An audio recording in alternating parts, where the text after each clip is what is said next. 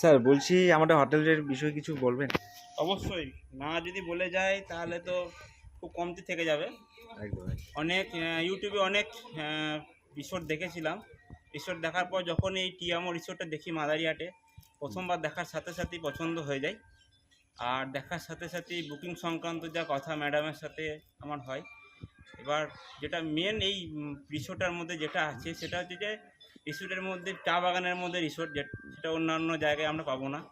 এবং রিসোর্টের মধ্যে আছে সুইমিং পুল, সেটা আমাদের গেস্টদের কাছে আলাদা একটা প্রাপ্তি। প্রত্যেকটা গেস্ট এখানে আমি সহ প্রত্যেকটা আমার গেস্ট খুব আনন্দ করেছে। এবং এখানে যত কটা স্টাফ আছে তাদের ব্যবহার খুবই ভালো এবং খাবার তারা খুব ভালো করে, খুব টেস্টি।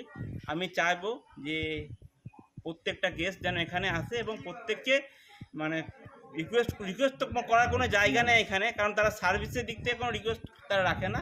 সার্ভিসের দিক থেকে তারা 100-100 প্রোভাইড করে। তো যাকে বলবো তারাই স্যাটিসফাইড হবে।